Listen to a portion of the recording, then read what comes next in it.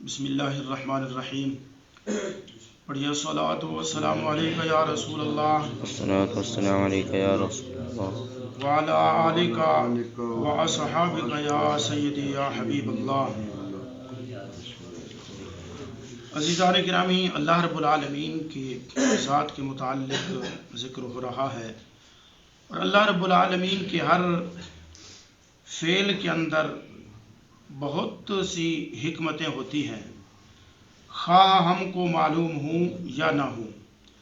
اور اس کے فعل کے لیے غرض نہیں کہ غرض اس فائدوں کو کہتے ہیں جو فاعل کی طرف رجوع کرے، نہ اس کے فعل کے لیے غایت کہ غایت کا حاصل بھی وہی غرض ہے، اور نہ اس کے افعال علت و سبب کے محتاج ہیں.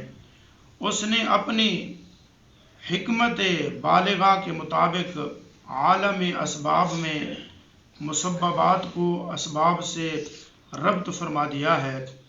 آنکھ دیکھتی ہے، کان سنتا ہے، اور آگ جلاتی ہے، پانی پیاس بجھاتا ہے. اگر وہ چاہے تو آنکھ سے سنے، کان دیکھے، پانی جلائے، آگ پیاس بجھائے. یہ سب اس کی قدرت کے تحت ہیں، جس طرح وہ چاہے کر سکتا ہے. اور اب دیکھیں کہ انسان کے کان جو ہیں وہ رب نے بنائے ہیں، اور آنکھیں بنائی ہیں، اور اسی طرح اللہ نے دماغ عطا فرمایا ہے، اور اسی طرح اللہ رب العالمین نے انسان کو چلنے کے لیے 2 ٹانگیں عطا فرمائی ہیں، پکڑنے کے لیے 2 ہاتھ عطا فرمائے ہیں. یہ سب اس کی قدرت کے مظہر ہیں، اور یہ ظاہر کر رہے ہیں کہ اس کا جو بنانے والا ہے وہ بڑا عظیم ہے، اس کو جو تخلیق کرنے والا ہے وہ بڑا اعلیٰ ہے. اور اسی طرح اللہ رب العالمین نے جس طرح حضرت ابراہیم علیہ السلام کو جب کافروں نے آگ کے اندر ڈالا تو اللہ رب العالمین کی حکمت دیکھیں، رب کی قدرت دیکھیں، تو آپ کی خدمت میں جبریل امی حاضر ہوئے اور کہنے لگے، اے ابراہیم علیہ السلام، آپ کو کوئی حاجت ہے؟ تو آپ نے فرمایا، حاجت ہے لیکن آپ سے نہیں ہے. حاجت ہے لیکن تم سے نہیں ہے. تو اس نے کہا، کس سے ہے؟ آپ نے فرمایا، میرے رب سے. فرمایا، پھر اللہ سے کہیں. آپ نے فرمایا، میں کیوں کہوں؟ کیونکہ میرا رب وہ ہے جو دیکھ رہا ہے. میرا رب وہ ہے جو دیکھ رہا ہے. تو فرمایا، میں اس کی رضا پہ راضی ہوں، جس طرح وہ چاہے. اگر مجھے چاہے تو آگ سے بھی بچا سکتا ہے. اب دیکھیں انبیاء کرام علیہ السلام کے عقائد دیکھیں، اللہ کی ذات پر کتنا پختہ ہے. تو حضرت ابراہیم علیہ السلام کو جب آگ کے اندر ڈالا گیا تو اس وقت اللہ رب العالمین نے آگ کو فرمایا، یا نار کونی برداً و سلاما علی ابراہیم. اے آگ ٹھنڈی اور سلامتی ہو جا ابراہیم علیہ السلام پر. اس ارشاد کو سن کر روح زمین پر جتنی بھی آگیں تھی سب ٹھنڈی ہو گئی.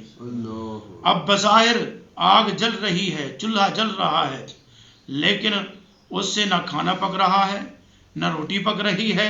دنیا حیران ہو گئی کہ بھی آگ کو کیا ہو گیا.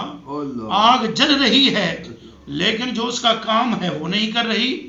اب ایک تو سامنے چکھا تھا نا جس کو رب نے حکم دیا، لیکن وہ حکم ہر آگ نے دنیا کے کونے کونے کے اندر جو تھی سب نے سن لیا.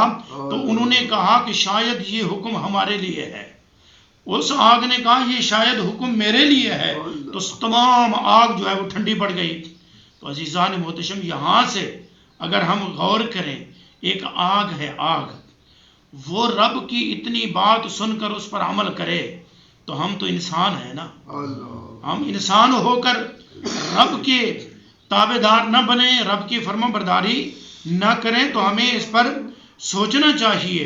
اب دیکھیں کہ یہاں علماء کرام فرماتے ہیں کہ اللہ تعالیٰ نے فرمایا یا نا رکونی بردوں و سلامن علی ابراہیم، یہ لفظ سلام جو ہے نا، یہ اس کے اندر بڑی حکمتیں ہیں. فرمایا اگر یہ اللہ نہ فرماتا نا سلامتی والی، تو وہ آگ اتنی ٹھنڈی ہو جاتی، اتنی ٹھنڈی ہو جاتی، اور جس کی وجہ سے لوگوں کو تکلیف ہوتی.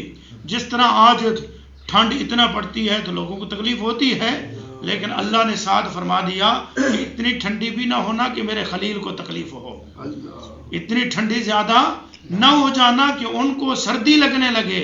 فرمایا ان پر سلامتی والی ہو جا. تو عزیزان محتشم، اس سے پیغام یہ ملتا ہے کہ ہمارا رب وہ ہے، وہ قادر مطلق ہے، وہ جس طرح چاہے، جس سے چاہے، جس طرح کا چاہے کام لینا چاہے وہ لے سکتا ہے.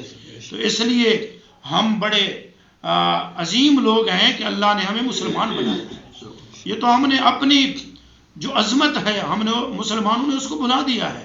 ورنہ مسلمانوں کا کام صرف سونا نہیں ہے، مسلمانوں کا کام صرف کھانا پینا نہیں ہے.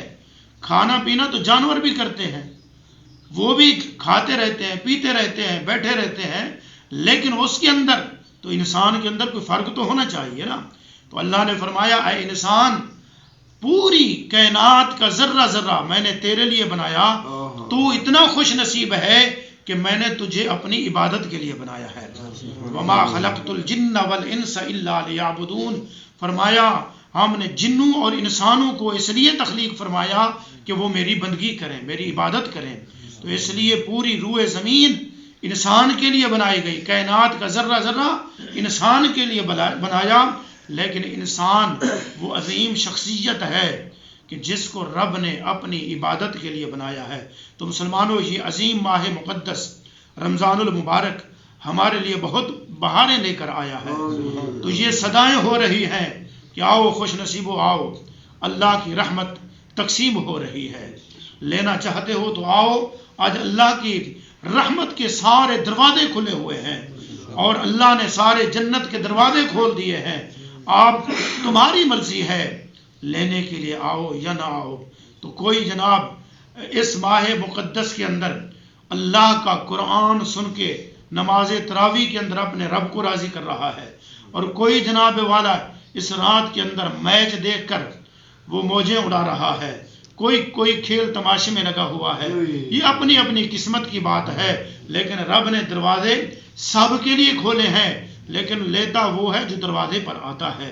تو کوشش کریں اس ماہ مقدس کو ہم اس عظمت کے ساتھ، اس ویژن کے ساتھ گزاریں، تاکہ جب یہ مکمل ہو جائے تو یہ اللہ کا مہمان آیا ہے تو ہم سے راضی ہو کر جائے. ہم اس کی قدر بھی کریں، اس کی عزت بھی کریں، اور اس کے اندر زیادہ سے زیادہ عبادات اور ریاضات کریں. اللہ رب العالمین ہم سب کو اس پر عمل کرنے کی توفیق عطا فرمائے. آمین. وما توفیق الا باللہ العلی العظیم.